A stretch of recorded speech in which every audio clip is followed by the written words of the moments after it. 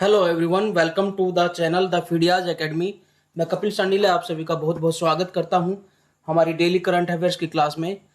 चलिए जल्दी से शुरू करते हैं हम पहला क्वेश्चन। उससे पहले मैं आपको बता देता हूं, अगर आपने हमारा चैनल सब्सक्राइब नहीं किया और डेली आप करंट अफेयर्स से जुड़ना चाहते हैं और तैयारी करना चाहते हैं हमारे साथ, तो हमारा चैनल है द फीडियाज एकेडमी, इसको आप सब्सक्राइब कर लीजिए। और उसके साथ साथ अगर आप डेली अपडेट्स जो है सूचनाएं चाहते हैं गवर्नमेंट जॉब से रिलेटेड, तो हमारा इसी नाम से the Phidias academy Telegram channel है, उसको आप ज्वाइन कर सकते हैं। इसका लिंक आपको डिस्क्रिप्शन में दिया हुआ है, वहाँ से आप जो है लिंक ले सकते हो और चैनल को ज्वाइन कर सकते हैं। जल्दी जल्दी से शुरू करते हैं हमारा पहला question. When is world maritime day 2021 observed? देखिए, हर साल की बात कह रहे हैं, तो इस साल कब मनाया गया? तो ये डे जो है वैसे तो हर साल मनाया जाता है, लेकिन इन्होंने 2021 लिख दिया है, इसमें कोई डिफरेंस नहीं आया है। विश्व समुद्री दिवस मैरीटाइम डे कब मनाया जाता है? 27 सितंबर, 28 सितंबर, 29 सितंबर या 30 सितंबर? तो इस सितंबर के मंथ में काफ़ी डे आए हैं, इंटरनेशनल डेज जो काफ़ी इंपॉर्टेंट हो जाते हैं। तो इसका सही आंसर यहाँ पर है सितंबर 30 सितंबर को इंटरनेशनल मैरीटाइम डे मनाया जाता है। और ये इंटरनेशनल मैरीटाइम डे जो मनाया जाता है वो मनाया जाता है इंटरनेशनल मैरीटाइम ऑर्गेनाइजेशन के द्वारा। इंटरनेशनल IMO जिसको कहते हैं इंटरनेशनल मैरीटाइम ऑर्गेनाइजेशन, जो कि UN की ही एक संस्था है। इसका मेन उद्देश्य जो होता है, एक तो समुद्री सुरक्षा। देखिए, समुद्री सुरक्षा, समुद्र के रास्ते व्यापार होते हैं तो उसकी सुरक्षा बहुत जरूरी है, ठीक है। मैरीटाइम सिक्योरिटीज को बोलेंगे। उसके साथ साथ समुद्री विवाद, सीमा का विवाद हो जाता है समुद्री क्षेत्र में, तो समुद्री विवाद का उसका निपटारा करना भी इसका जो है इम्पोर्टेंट जो है काम है मैरीटाइम ऑर्गेनाइजेशन का। तो समुद्र के बारे में, एनवायरमेंट पोल्यूशन के बारे में अवेयरनेस करने के लिए एक तो ये बात होती है, एक तो मैरीटाइम सेफ्टी के बारे में अवेयर करने के लिए, दूसरा एनवायरमेंटल सेफ्टी के लिए, जो मैरीटाइम एनवायरमेंट है उसकी सुरक्षा के लिए ये डे मनाया जाता है, ठीक है। तो एनवायरमेंट, मैरीटाइम एनवायरमेंट को के बारे में अवेयरनेस करने के लिए, ठीक है। और जो संस्था है वो मैंने आपको बताई दी है, वो कौन सी संस्था है? वो है इंटरनेशनल मैरीटाइम ऑर्गेनाइजेशन, जो कि UN की ही एक संस्था है। ये इसका लोगो है। नेक्स्ट क्वेश्चन की तरफ बढ़ते हैं। Which one has become the first F1 driver to win 100 races? Formula 1 driver कौन बन गया है जिसने 100 रेसेज जीत ली है? Fernando Alonso, Lewis Hamilton, Sebastian Vettel और किमी राइकोनेन। तो इन चारों में से कौन है जो इस फार्मूला रेस को जीतने वाला जो है 100 टाइम जीतने वाला ड्राइवर बन गया है? ये बड़ा इंपॉर्टेंट क्वेश्चन होने वाला है, क्योंकि 100 रेस जीतना, वो भी फार्मूला 1 की। तो ये कौन बन गया है? Fernando Alonso, Lewis Hamilton, Sebastian Vettel और किमी राइकोनेन। तो इनमें से सही आंसर हमारा, आप सभी अगर न्यूज़ देख रहे हैं तो आपको भी पता है, बता दीजिए अपना आंसर, बताते रहिए साथ साथ। Lewis Hamilton is right answer. Lewis Hamilton जो है वो राइट आंसर है। लेविस हैमिल्टन ये इंग्लैंड से बिलोंग करते हैं। एक बात ये भी पूछ सकते हैं इसके साथ साथ, ये कौन सी कंपनी की के लिए खेलते हैं? तो मर्सिडीज की जो गाड़ी है उसको चलाते हैं। फार्मूला 1 जो कंपटीशन होता है उसको ग्रैंड प्रिक्स कहा जाता है। तो ग्रैंड प्रिक्स कहा जाता है कि फार्मूला रेस को। तो कौन सी ग्रैंड प्रिक्स में इसने ये अचीव किया है 100 रेस जीतने वाले? तो रशियन ग्रैंड प्रिक्स के अंदर जो है इसने ये अचीव किया है। काफ़ी इंपॉर्टेंट क्वेश्चन रहेगा ये, ठीक है। ये क्वेश्चन बहुत ज़्यादा इंपॉर्टेंट रहेगा, मैं बार बार बता रहा हूँ, काफ़ी इंपॉर्टेंट रहेगा। अब देखिए, हम थोड़ा सा रिवाइज करने की कोशिश करते हैं। इस क्वेश्चन को तो हम कंप्लीट कर चुके हैं। हमने बहुत सारे डेज देखे हैं, एक बार दोबारा से मैं आपको रिवाइज करता हूँ। जो बहुत ज़्यादा इंपॉर्टेंट डेज सितंबर में देखें तो 5 सितंबर को हम टीचर्स डे मनाते हैं। 14 सितंबर को हम हिंदी दिवस मनाते हैं, ठीक है। काफ़ी इंपॉर्टेंट रहेगा, हो जाएगा ये। 14 सितंबर को ये मनाते हैं। और 15 सितंबर को हम इंटरनेशनल डे ऑफ डेमोक्रेसी मनाते हैं। ये भी काफ़ी इंपॉर्टेंट रहेगा, डेमोक्रेसी, लोकतंत्र का इंटरनेशनल डे। 16 सितंबर को हमने ओजोन डे मनाया, ठीक है।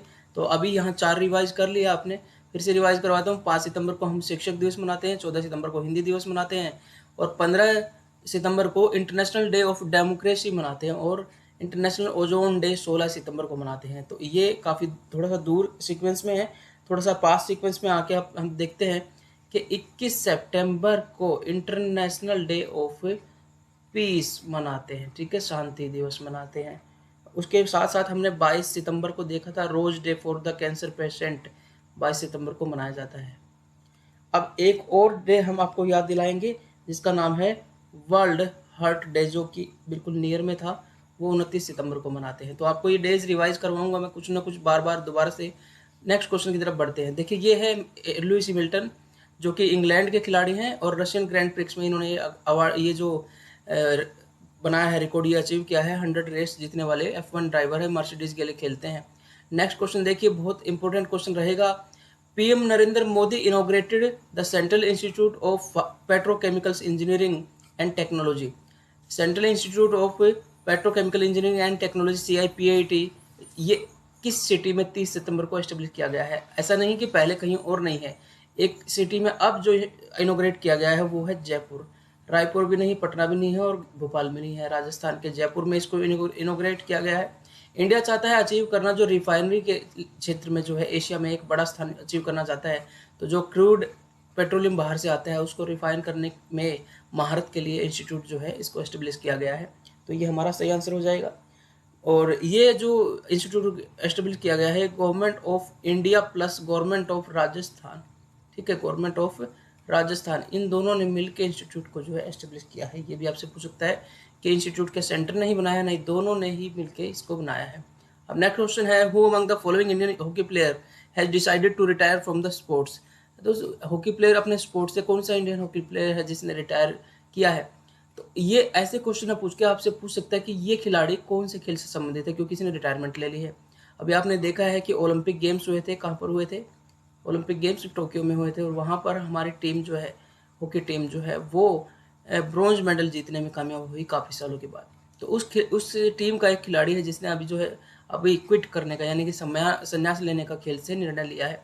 तो आपसे ये पूछ सकता है कि ये किस खेल से संबंधित है? रुपिंदर पाल सिंह, ठीक है, डिफेंडर रहे हैं ये टीम के अंदर, ठीक है। तो Rupinder Pal Singh is that player who has decided to quit from the game. अब एक बहुत बहुत इंपॉर्टेंट क्वेश्चन रहेगा ये, what is the first toll free helpline number for senior citizens. तो टोल फ्री मतलब इस पर कोई चार्ज नहीं लगता है, आप इस पर मिलाएंगे तो फ़ोन मिल जाएगा, ठीक है। First toll free number helpline की गई है किसके लिए? सीनियर सिटीजन के लिए, इंडिया के लिए। तो भारत में वरिष्ठ नागरिकों के लिए टोल फ्री हेल्पलाइन नंबर क्या बनाया गया है?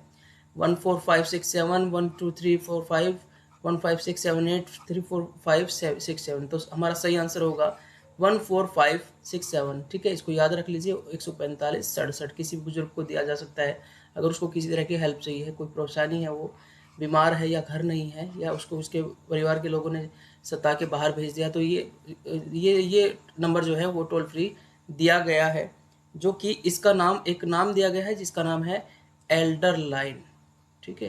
तो आपसे कह सकता है कि जैसे वुमेन हेल्पलाइन कहते हैं वैसे एल्डर लाइन नंबर पूछ सकता है कि कौन सा है, ठीक है। ये एल्डर लाइन नंबर है। अब है which state has launch the Nirbhaya एक पहल प्रोग्राम। कौन सी स्टेट ने निर्भया एक पहल प्रोग्राम को लॉन्च किया है? काफ़ी इंपॉर्टेंट रहेगा निर्भया। आपको पता है कि बड़ा जाना माना शब्द है, ठीक है। दिल्ली जो गैंगरेप हुआ था और उसके बाद कितना विरोध हुए थे, पूरे देश में प्रदर्शन हुए थे, वहीं से एक वर्ड निकला था निर्भया, ठीक है। कौन सी स्टेट ने निर्भया एक पहल प्रोग्राम किया है? दिल्ली, उत्तर प्रदेश, हरियाणा या पंजाब? इसका सही आंसर है उत्तर प्रदेश। इसके अंदर क्या किया जाएगा कि उत्तर प्रदेश गवर्नमेंट ने एक प्रोजेक्ट लॉन्च किया था जिसका नाम है मिशन शक्ति। इसी मिशन शक्ति का थर्ड फेज है निर्भया एक पहल, इसकी थर्ड फेज है। इसके अंदर क्या है कि सभी महिलाओं को, जो हर डिस्ट्रिक्ट की महिला जो है छाटी जाएंगी, 1000 महिलाओं को मुद्रा योजना के तहत लोन दिया जाएगा। मुद्रा योजना के तहत सस्ते दामों पर लोन मिलता है, तो इसके तहत उनको लोन दिया जाएगा और उनको एंटरप्रेन्योरशिप सिखाई जाएगी, यानी कि उद्यमशीलता। उनको क्या किया जाएगा कि आप जो है बिजनेस करना सीखिए और उस सस्ते दरों पर जो है सब्सिडी के साथ लोन को दिया जाएगा। तो टोटल 75 डिस्ट्रिक्ट है, तो टोटल 75,000 महिलाओं को ये लोन दिया जाएगा कम ब्याज पर, ठीक है। तो ये मिशन शक्ति का एक पार्ट है। और आपको पता है महिलाओं को उद्यमी बनाना, यानी कि बिजनेस के क्षेत्र में आगे बढ़ाने के लिए ये पहल शुरू की गई, तो काफ़ी चर्चा में रहेगी, काफ़ी इंपॉर्टेंट भी रहेगी। Who is set to become the next prime minister of Japan. बिल्कुल, जापान हमारा एक फ्रेंड देश है, चाइना के साथ काउंटर करने में जापान और इंडिया जो है एक साथ मिले हुए हैं। जापान जो है इंडिया को पहले बहुत ज़्यादा ग्रांट भी देता रहा है, एड भी देता रहा है, मतलब सहायता राशि देता रहा है। तो जापान कहते हैं कि दुश्मन का दुश्मन दोस्त होता है, उसी तरीके से चीन के साथ जापान की खिंची हुई है और इंडिया के साथ संबंध हम जो इसके बढ़ते जा रहे हैं। इसलिए जापान से रिलेटेड कोई प्रधानमंत्री अगर पूछा जाता है तो देखिए यहाँ पे नाम दिए हैं फूमियो किशिदा, तारो कोनो, सानी ताकाइची और योशिहिदे सुगा। तो यहाँ पर हमारा सही आंसर होगा फूमियो किशिदा। इसको याद रख लीजिए क्योंकि अगले कई साल तक ये जीके का पार्ट आपका रहेगा। Fumio Kishida is the new prime minister of Japan and he has replaced Yoshihide Suga. ये ओल्ड है, इसको रिप्लेस करेंगे ये, और ये न्यू है। ठीक है, दोनों ही नाम याद रखिए, काफ़ी काफ़ी एक्सपेक्टेड और फेवरेट क्वेश्चन बनने वाला है ये। Which among the following nation said that it is tested A hypersonic gliding missile on सितंबर 28। तो किस देश ने कहा कि उसने 28 सितंबर को हाइपरसोनिक ग्लाइडिंग मिसाइल का परीक्षण कर लिया है? तो आपको देखिए इजराइल पे ध्यान देने की जरूरत नहीं है। इजराइल ऑलरेडी जो है वो आर्सेनल में, मतलब युद्ध हथियारों में ऑलरेडी बहुत आगे है, तो इसको इतना हाईलाइट करने की जरूरत रहेगी नहीं। ईरान पे, साउथ कोरिया अमेरिका का मित्र है, इसके पास भी ये चीज़ें हैं, तो इस पर इतना फोकस करने की जरूरत नहीं है। अब जो हमारा टारगेट होगा या तो ईरान हो सकता है या नॉर्थ कोरिया हो सकता है। ठीक है, नॉर्थ कोरिया, ईरान, क्योंकि इन्हीं के ऊपर हथियारों के लिए प्रतिबंध लगाया जाता है यूएन के द्वारा भी, और अमेरिका भी जो है इनको दुश्मन मानता है। तो इसका सही आंसर है नॉर्थ कोरिया। ठीक है, नॉर्थ कोरिया, जिसका जो तानाशाह है किम जोंग, ठीक है, ये नॉर्थ कोरिया जो है वो कंट्री है जिसने डिक्लेयर किया कि उसने हाइपरसोनिक ग्लाइडिंग मिसाइल का सफल परीक्षण कर लिया है। अब एक द्वीप है ला पाल्मा द्वीप, जिसने हाल ही में ज्वालामुखी विस्फोट देखा। यहाँ पर एक ज्वालामुखी विस्फोट हुआ और वही काफ़ी दूर तक जो लावा फैल गया है, काफ़ी कई सौ किलोमीटर तक जो लावा फैल गया है। ला पाल्मा द्वीप island which recently witnessed A volcanic eruption comes under the administration of which nation. तो ये देखिए सारे ही जितने भी देश दिए गए हैं इनमें संभावना बनी जाएगी, क्योंकि ये कुछ महासागरों के तट पर देश स्थित है। पुर्तगाल हो, स्पेन हो, या मोर्टानिया हो, या फिर गिनी तट हो, तो ये सारे ही है वैसे तो एक्सपेक्टेड, लेकिन सही आंसर हमारा है स्पेन। स्पेन में है ला पाल्मा आइलैंड। ठीक है, ला पाल्मा आइलैंड द्वीप स्पेन के अंदर है। ये क्वेश्चन आ सकता है, नेचुरल कैलामिटीज का पार्ट हो गया ये। What is the rank India has achieved by What is the rank achieved by India in World Competitive Index? विश्व प्रतिस्पर्धी सूचकांक में भारत के द्वारा कौन सा रैंक हासिल किया गया है? तो इसका फर्स्ट रैंक तो नहीं हो सकता अभी, क्योंकि हम उस लेवल पर नहीं पहुंचे हैं। 43rd रैंक हो सकता है, 23rd या 48, कौन सा रैंक हो सकता है? इसका सही आंसर है 43rd रैंक। ठीक है, हमने 43वां स्थान हासिल किया है वर्ल्ड कम्पिटिटिव इंडेक्स 2021 के अंदर। और अगर आपसे पूछता है कि फर्स्ट प्लेस किसने लिया है, तो फर्स्ट प्लेस लिया है स्विट्जरलैंड के ने। ठीक है, जो कि यूरोपियन कंट्री है, ये भी आपसे पूछ सकता है। तो ये हमारा 10 क्वेश्चन का सेट यहाँ पे समाप्त होता है। एक छोटा सा सेशन रहा, और आप डेली जो है सेशन से जुड़े रहिए, क्योंकि वर्ल्ड करंट अफेयर्स आप हमारे साथ जो है तैयार कर सकते हैं, जो आपको एग्जाम में काफ़ी हेल्प करने वाली है।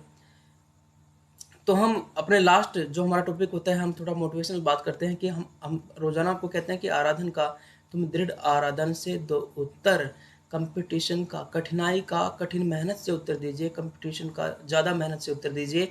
अगर आपके सामने बाधा आ रही है तो समझिए कि आपकी परीक्षा ली जा रही है और उस परीक्षा में आपको पास होना है। तो आराधन का कठिनाई का, ठीक है, आपको कठिन तपस्या से, कठिन मेहनत से उत्तर देना है। तो अगर आप अच्छा हौसला बना के रखेंगे, देखिए हमारे साहस बना के रखेंगे, तो कोई भी लक्ष्य मनुष्य के साहस से बड़ा नहीं, और हारा वही जो लड़ा नहीं। तो हारा वही है जो लड़ा नहीं, मन से नहीं लड़ा। तो कहते हैं मन के हारे हार है और मन के जीते जीत। अगर मन से नहीं तो मन के जीते जीत, तो मन से नहीं जीतोगे, मन से नहीं लड़ोगे, तो जीत भी हासिल नहीं होगी। तुम पूरे मन से तैयारी कीजिए। महानता कभी ना गिरने में है। देखिए महानता कभी ना गिरने में नहीं है। ना गिरना कोई बड़ी बात नहीं है कि भाई मैं तो गिरा ही नहीं, गिर जाओ कोई दिक्कत नहीं, बल्कि महानता हर बार गिरकर उठ जाने में है। अगर आप कहीं असफल हो जाते हैं तो आगे फिर से खड़े होकर जो है फाइट कीजिए। आप एक नन्ही चिट्टी दाना लेकर जब चलती है तो ऊंची दीवारों पर 100 बार फिसलती है। मन का विश्वास रगों में साहस बढ़ता है। चढ़कर गिरना, गिरकर चढ़ना नहीं अखरता है।